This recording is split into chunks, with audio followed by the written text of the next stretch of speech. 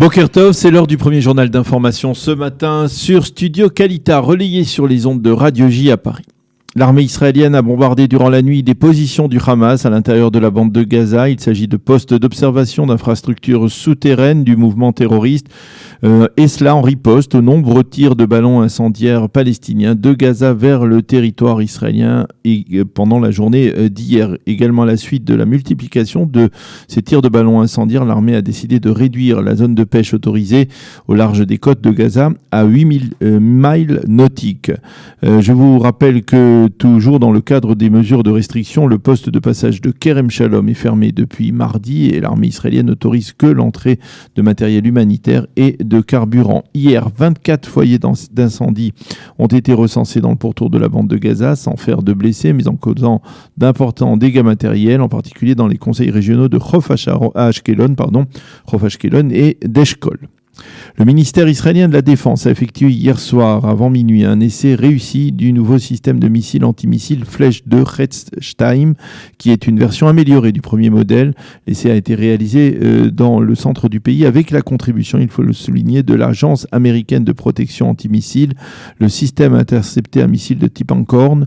Le ministre de la Défense, Benny Gantz, a déclaré que l'unité d'élite technologique de l'armée israélienne nous promet que nous serons toujours un pas avant nos ennemis.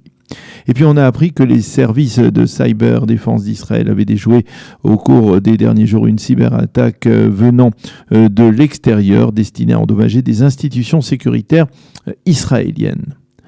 Le cabinet restreint de lutte contre le coronavirus va débattre aujourd'hui de l'éventualité d'imposer un confinement dans la ville orthodoxe de Modi'in-Illit, Kiryat Sefer, qui est frappée par un nombre important de malades contaminés. À noter que parmi les autres villes rouges en Israël, on trouve Jérusalem, mais aussi Bnei Brak, Beth Shemesh, Dir el-Assad et Irka, soit uniquement des villes orthodoxes, soit à forte proportion orthodoxe, et des villes arabes israéliennes.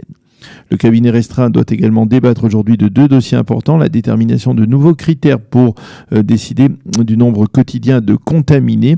Et puis le cabinet comprend que la première projection de moins de 400 malades par jour qui avait été avancée avant le 1er septembre comme objectif n'était pas réaliste et donc on va reconsidérer le critère de détermination du nombre quotidien de contaminés. Et puis deuxième point important, c'est aujourd'hui que l'on connaîtra officiellement le nom des pays qui sont prêts à ouvrir leurs portes et leurs cieux surtout aux Israéliens. Il s'agirait uniquement pour l'instant de la Bulgarie, de la Croatie et de l'île de Rhodes en Grèce. D'ailleurs, le chef de la diplomatie grecque sera aujourd'hui en Israël pour tenter de voir s'il est possible d'autoriser les Israéliens à passer leurs vacances en Grèce dans certaines des îles de Grèce sans qu'ils n'aient à repasser par un confinement ensuite.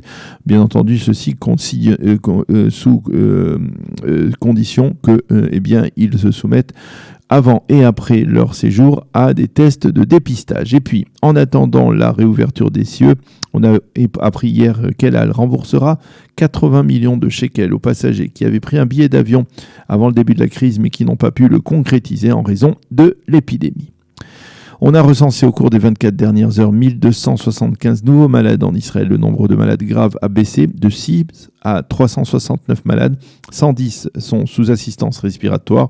On recense depuis hier un total de 639 décès depuis le début de la crise. Le nombre de sans-emploi reste également très élevé. 876 000 Israéliens sont sans emploi actuellement, dont 568 000 qui sont en congé sans solde. La procureure dans le procès de Binyamin Netanyahou, Liat Ben-Ari, est soupçonnée d'avoir commis des infractions à la construction et elle a été convoquée par la mairie de Rosh Haïn pour voir de quel genre d'infraction il s'agit, mais le porte-parole de la municipalité de Rosh Haïn a indiqué qu'un arrangement concernant ce dossier était en cours, comme c'est le cas, a-t-il précisé, dans la majorité des cas.